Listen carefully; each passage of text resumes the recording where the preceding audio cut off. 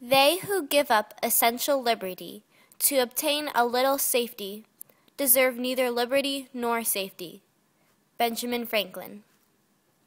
In 1917, America passed one of the most controversial acts in U.S. history. In an effort to keep the country safe and successful, a sacrifice of freedom was needed. Some were willing, some were not. This is the story of U.S. censorship during the Great War. The Great War took place from 1914 to 1918 throughout the world regarding issues concerning nationalism, militarism, alliances, and imperialism. Due to the assassination of a Serbian government official, Germany, Serbia's ally, began making plans to declare war on Russia. Russia beat Germany by declaring war first, with France and Great Britain as allies. Germany fought back with Austria-Hungary and Italy allied with them. Meanwhile, President Woodrow Wilson of the United States declared a policy of neutrality, which lasted until 1917, 1 year before the end of World War I.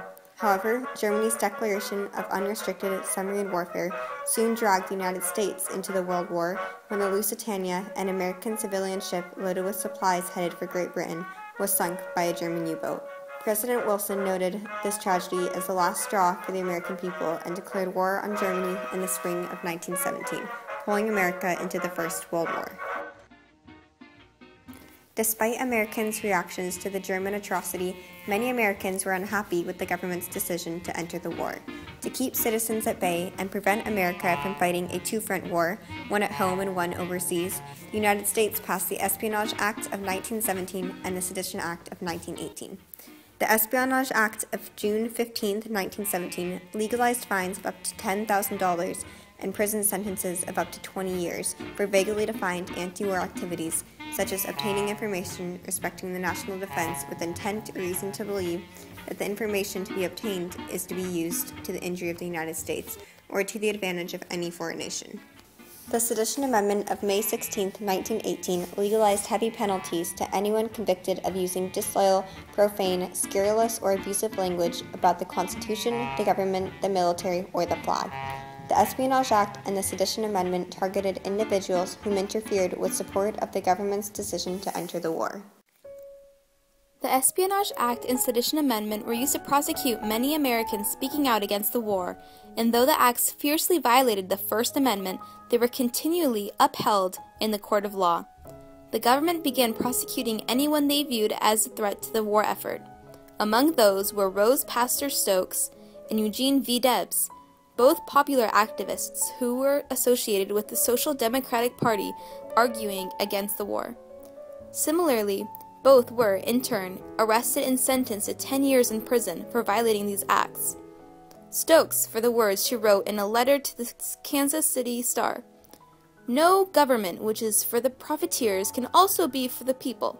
I am for the people, while the government is for the profiteers."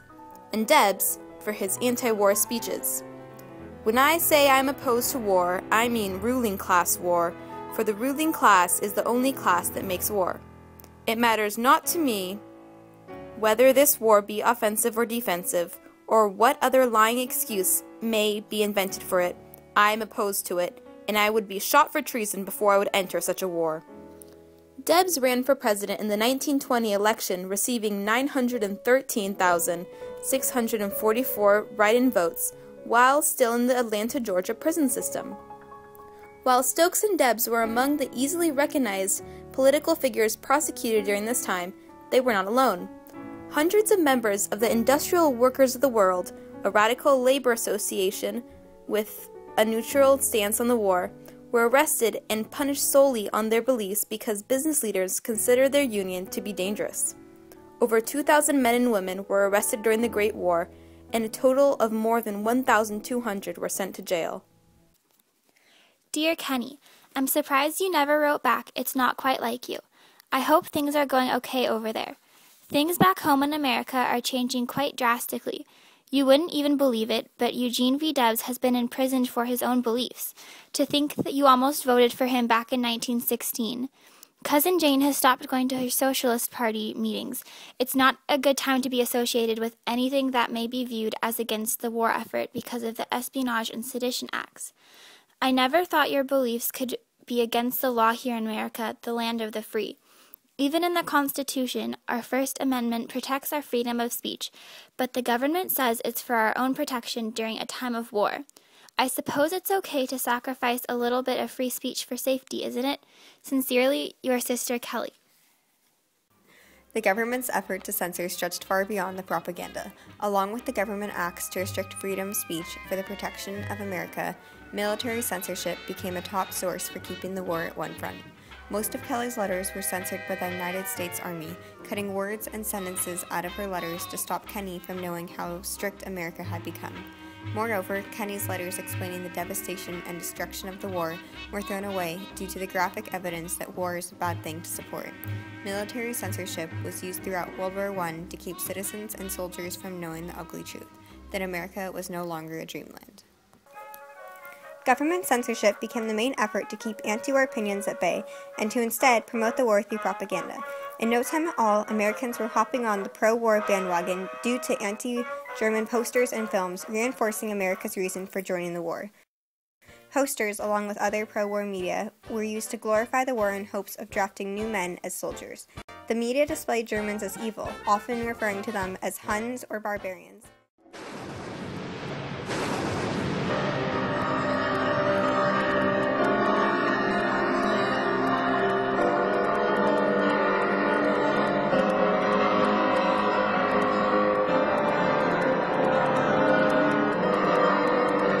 To stiffen the will to win, mass propaganda was used for the first time.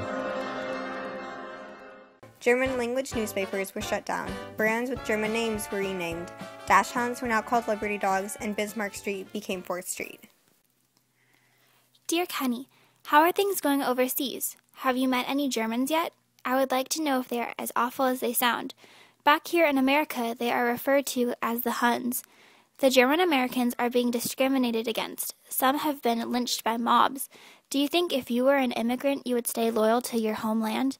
All of it troubles me deeply. Sincerely, Kelly. Soon, anyone who preached anti-war ideas was lynched. America had reached a state where government had complete control of the media. Censorship and propaganda was used to get into the heads of the citizens. America had never had to deal with such basic rights restrictions. But then again, they'd never been involved in such a great and dangerous war. The question of liberty becomes a much debated one during this time of war. Dear Kelly, before the war, I had always thought of America as the freest country out there. But after learning how things have changed, especially in the evidence of the missing words in your letters, I began to wonder, for how long can a country stay truly free before it turns to censorship, propaganda, and violation of basic rights to keep the government from being destroyed by its own ideals?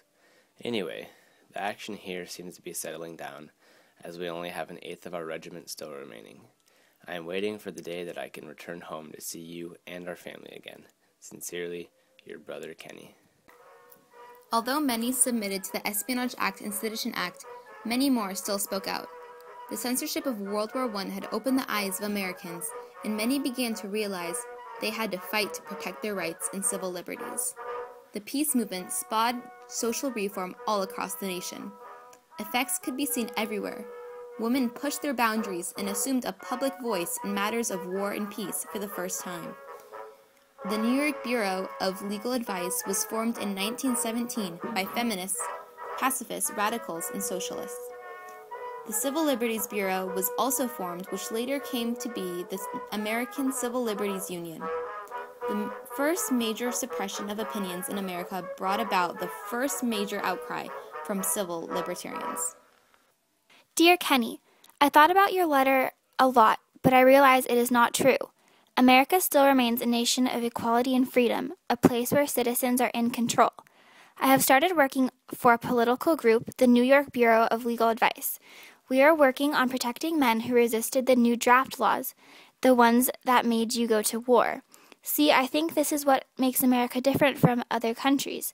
Every nation has to find its balance between safety and freedom, and often, when a country enters a time of war, the suppression and censorship are readily accepted. Many figure it's only a matter of time until a free country is weighed down by the government regulations necessary to maintain peace in the country. But it's not like that here in America. We know how to protect our rights. Stay well. I hope to see you soon. Sincerely, Kelly.